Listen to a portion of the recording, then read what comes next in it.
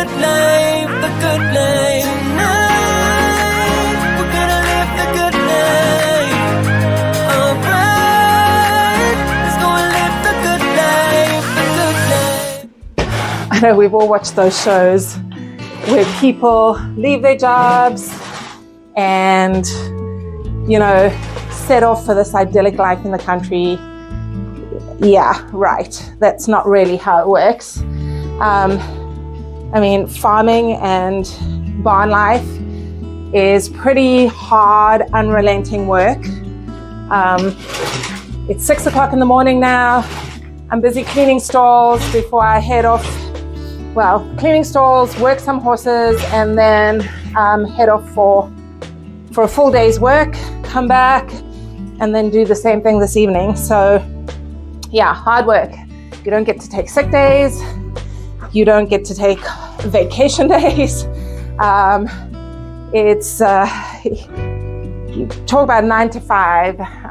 This is a 24-hour job. So yeah, so I guess what I'm trying to say is, like, if you want this life, you have to go into it with your eyes wide open. And I think it's super, super important to understand the why. Like, why is it that all of the sacrifices you're going to have to make, all the hard work, what makes it worth it? So today I'm going to be talking about our why. Like, why did we decide to take on this life? This is Lucky. He's my daughter's pony. He's our baby. So our first why has to do really with just stewardship in the land.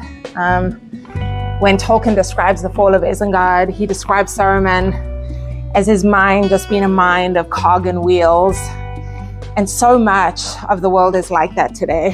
It's about exploiting the land and just for our own gain. But for Ian and I, we really wanted our own piece of land that we could just live in harmony with the land, that we could leave behind a legacy of having improved it to pass on to the next generation. So that's our first why, and probably that's Ian's strongest why.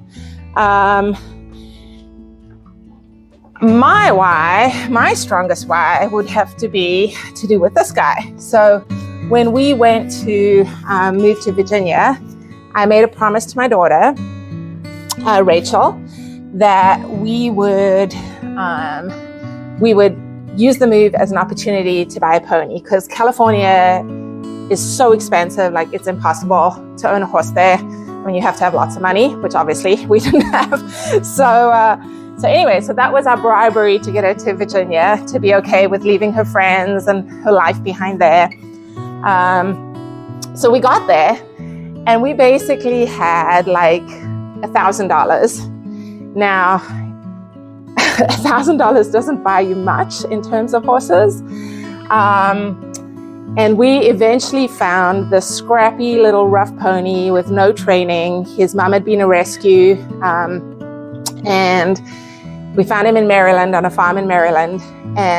But he had the sweetest nature. So anyway, so we bought him. We took him back to Williamsburg where we lived, and managed to find a farm where we could keep him on cheaply, taking care of him ourselves.